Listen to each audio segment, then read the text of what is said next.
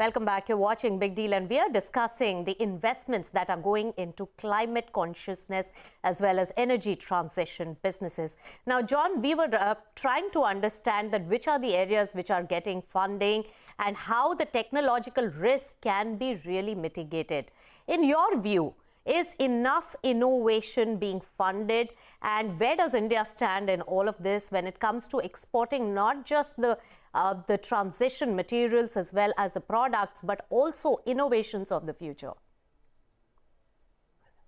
Yes, Nisha, as Anjali well knows, the innovation is happening right now and the funders are stepping in at scale. So it's a very exciting moment for everything from the hard to abate sectors, which have traditionally been things like iron and steel and cement, sustainable aviation fuel, kind of heavy duty transport. We see tremendous opportunities and investments that are happening.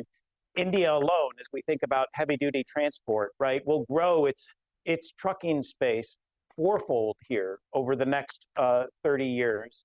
And that, if it's done right, and if the right sets of technologies are invested in, right, could save the world about 4 gigatons overall of carbon emissions, which is a sizable amount, right? And investors are looking at these opportunities and seeing the ability to invest and nudge here. Now, in order to get there, we need to solve some critical problems, right? We need to solve some of the global supply chain issues that exist, especially around critical minerals, right? Those are being solved both through new capacity development in areas like lithium, but also through technological advances, through working around areas like cobalt and creating alternative substitutes and chemistries that allow us to completely obviate the need for those materials. So we are, kind of seeing a moment where there's an investment not just in the innovative technologies that are needed in order to move us and create cleaner transportation and more efficient buildings and cleaner industry, but also in kind of the different technologies and capabilities here that allow us in the end to do each of these things cheaper and better, right? And yes. We look at solar, right? And we're on an exponential growth curve right now. In just the area of solar, in 2021, right, we struggled to produce about 30 gigawatts of solar at reasonable costs. In 2021, we produced 180 gigawatts, or roughly six-fold as much solar at cost competitiveness in 95% of the world. And by 2031, we expect to produce 1,000 gigawatts or more of clean solar that is cost competitive everywhere in the world. These are massive shifts and massive growths and technological advances that are making clean energy a clear winner here going forward. That's right. And as you enumerated, there's a tectonic shift in the renewable energy component that the world has seen in the recent past. But Anjali, help us understand, since R&D is going to be so important, innovation is just so important, and cost efficiency in that science of green and clean technology is going to be so critical.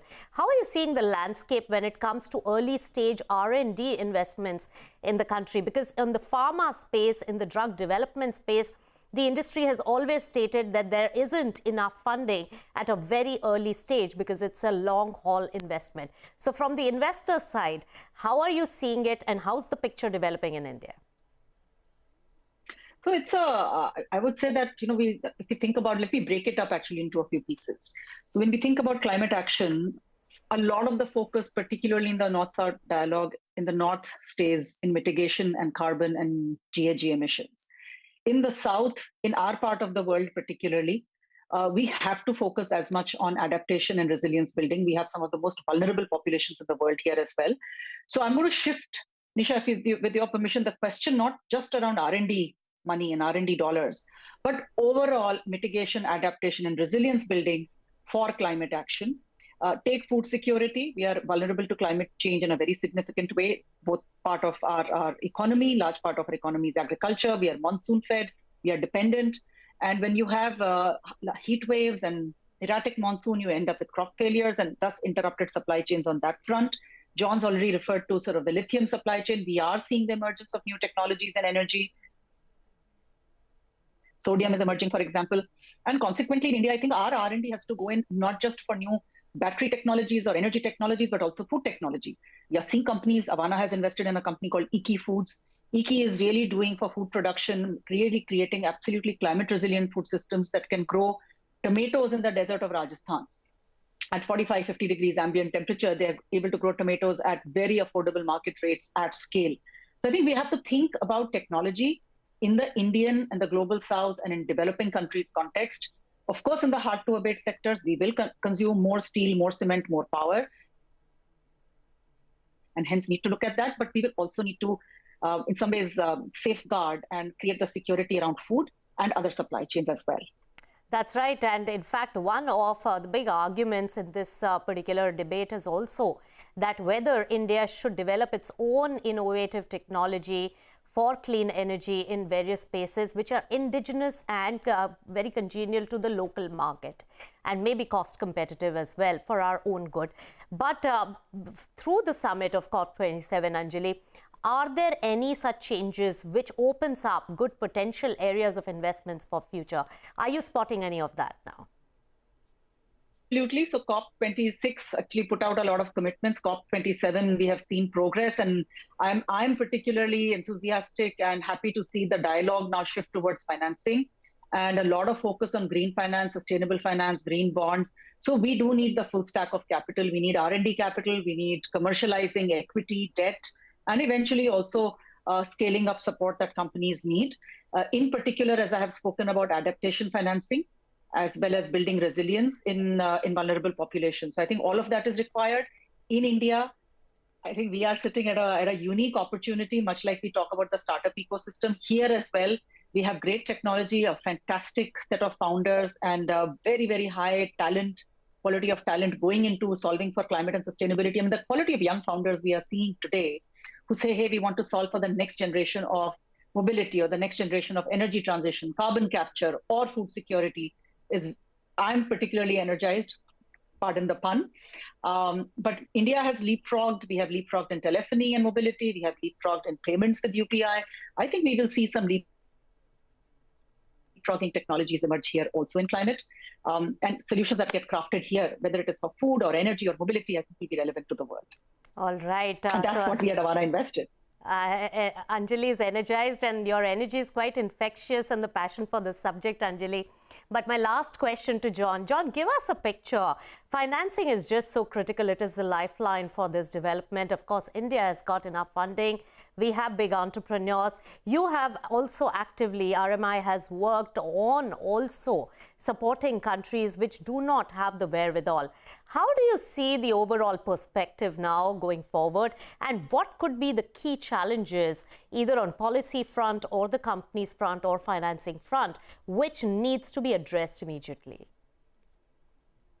Yeah, that's a great question here, Nisha. And I think if we look practically right now at funding flows, especially between the global north and the global south, they're frozen. They're frozen for a number of reasons, right? We have ineffective multilateral and bilateral banks that can't act as a risk mitigator. They're actually competing with private capital. We have private capital constraints that are put in place by things like the Basel Accords that prevent, true private capital from investing in the global south here at scale because of overall risk profile requirements. We need to unstick that capital and allow it to flow more freely, especially to countries in the world that can't afford to finance the transition themselves.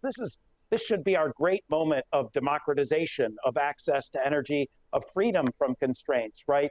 As every country has both the sun shining and the wind blowing and lots of abilities to grow, kind of internal workforces to support what should be, kind of a natural and local transition here overall.